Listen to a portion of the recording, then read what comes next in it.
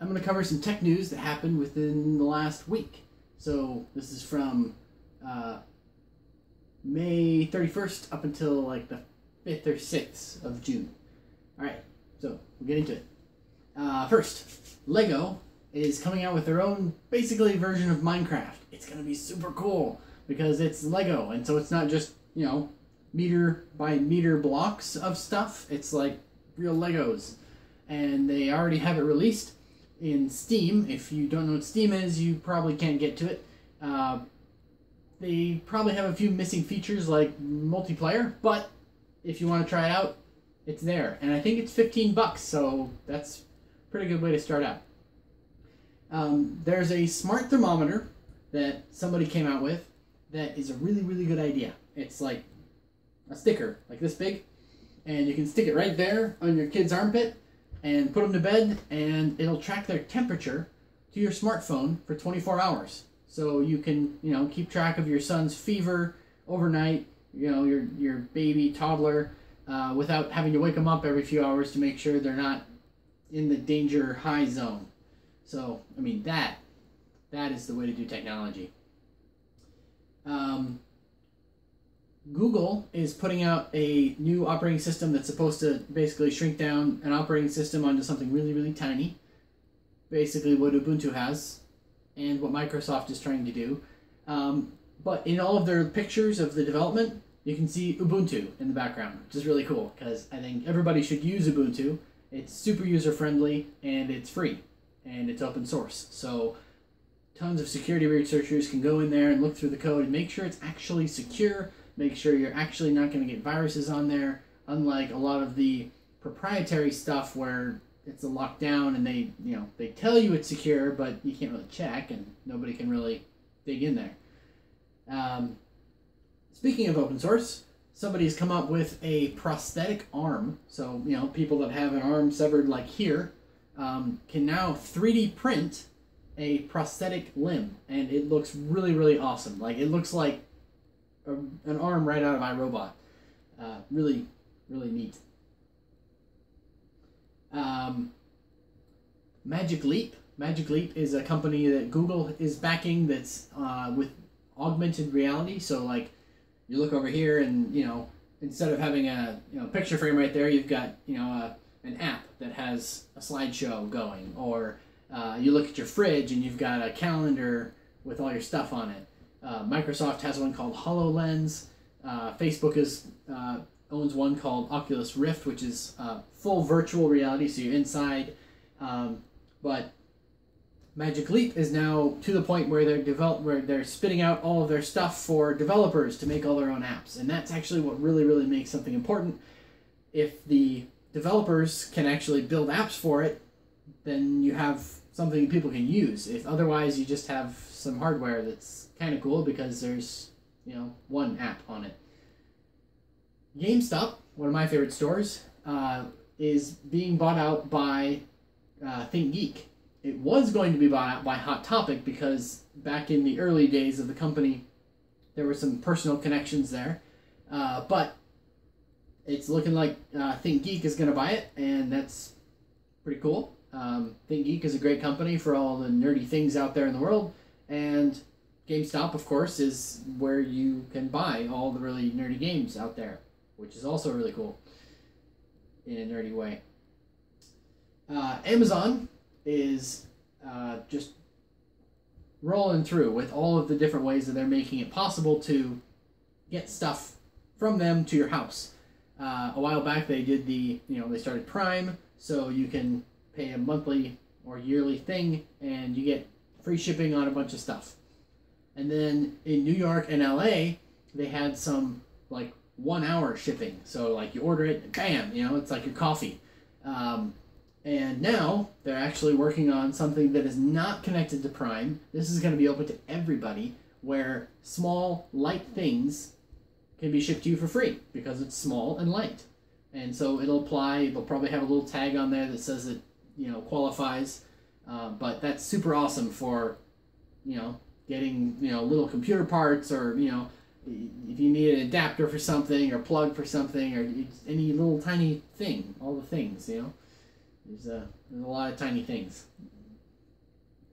Fallout 4 is a game that is on, all PlayStation and Xbox and PC. Fallout 3 was really, really, really good. It's a post-apocalyptic world. You come out of a vault that people have lived in for generations to evade the radioactive fallout in the world, and this person that you're playing has to survive in the post-apocalyptic world of wherever it is they have it set. There are a few different settings, so that's going to be really fun. It looks really, really awesome.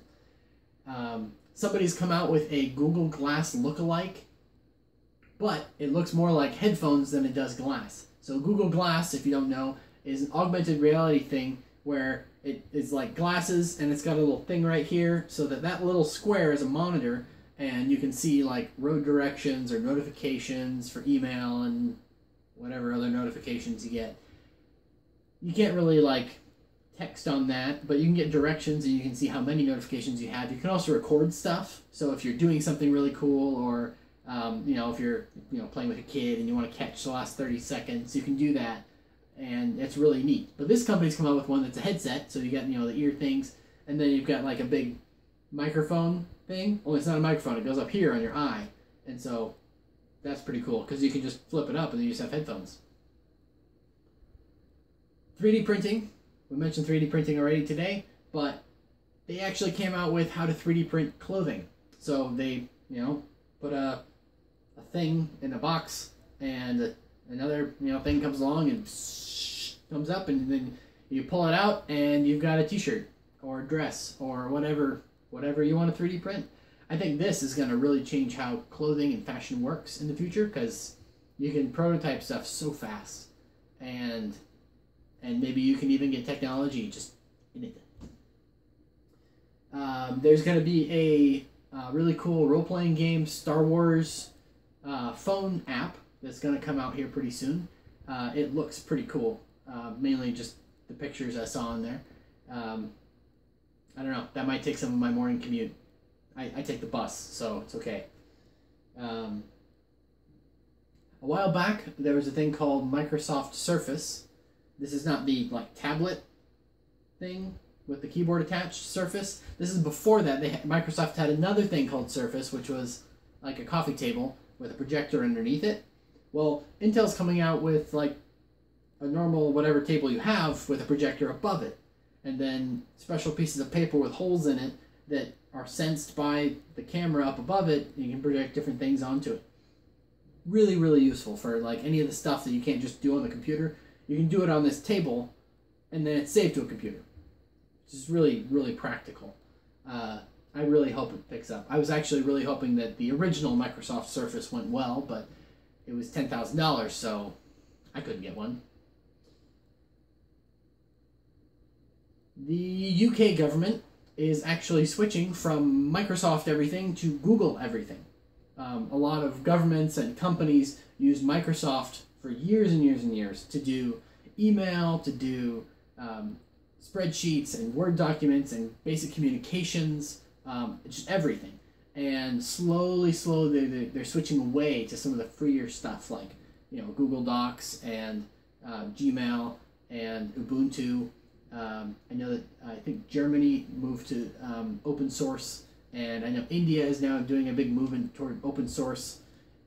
So the UK is moving, and they're going to be using all Google things, which is neat. There's a couple of things to do with the Chrome browser. One of them is that if you're just using Chrome Anywhere, it's going to start pausing automatic Flash ads for you, which is great because I hate ads. Anything that just plays music at me on a web page, it just annoys me like nothing else, because I have my own music I'm playing. I don't want your stupid whatever it is you want. I'm here to get information, and if you don't have what I want, I'll go somewhere else, but you better, God, it's ads.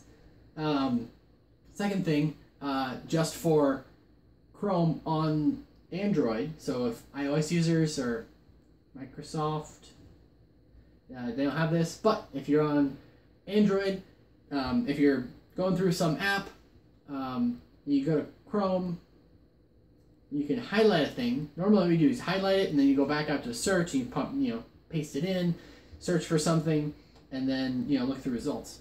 The new way is you highlight it and you click on the bottom of the screen and it'll pop up the search results for whatever you highlighted, which is really, really cool. I mean, it's the little things, but it's going to be very useful.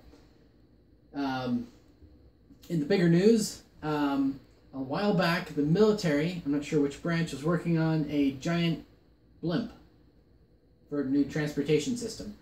Well, they stopped using it, but this other company is actually going to use it.